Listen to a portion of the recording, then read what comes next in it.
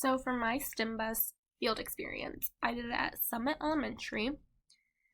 And um so the way I help the students and the teachers is throughout the day or throughout the 4 hours we had 4 sessions. So the first 2 sessions there were 5 groups, and at each group they would have an adult. So there was the 2 teachers, and then there was the 3 college students, including myself. So I helped 4 students at my table, and I helped them glue, cut, come up with ideas, answer any questions they may have. For this session, they were creating little people, and it was a person that they did some research on. So for example, someone did Albert Einstein, and they created someone who looked like Albert Einstein and some characteristics and stuff that relates to him. So I also help the teachers by cutting out material and getting ready for the next class. So I would cut out some fabrics, or I would put scissors in a box, or buttons, just different kind of things that the students could use to make their character, or yarn or something for hair or something, just depend. And then I also help them clean up and put things away at the very end, to straighten up because things got very messy. And then for the second session, we were working with robots. So there were 6 groups, and again, there is an adult at each group.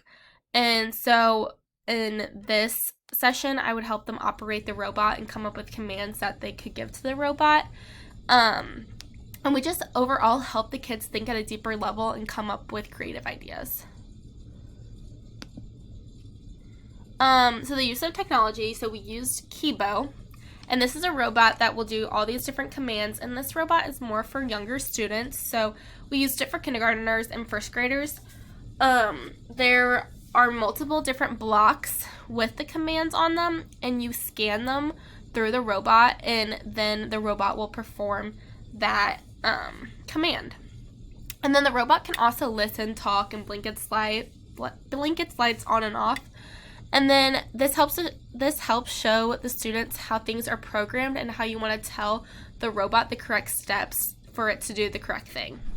And then one thing that I would change is I would have the students do different challenges and have them complete them, because I felt like we were just letting the kids do whatever they want, and I feel like we should have a task or a challenge for the students to complete and see who could get this challenge done the fastest or something.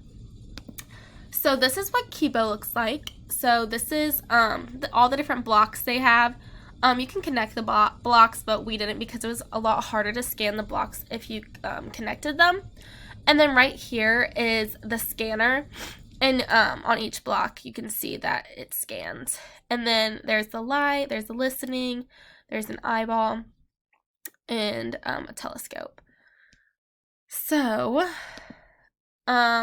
what did I do well and what did I struggle with? So something I think I did well was coming up with new and creative ideas for the students, especially for the first 2 sessions, because I had to come up with some ideas that the students could do for their characters and how to make it look like that character. And then I also think I did a good job with making sure that all the students worked together and everyone was involved, because especially for the first and kindergartners, they sometimes struggle coming up with or working together and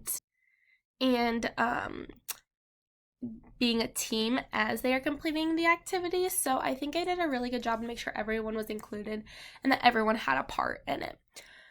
And then something I struggled with was getting the students to listen to me and listen to the instructions, because I noticed, especially when the students were younger, they really struggled listening, and especially the instructions that were at hand. But I feel like it's just because of the age that they are.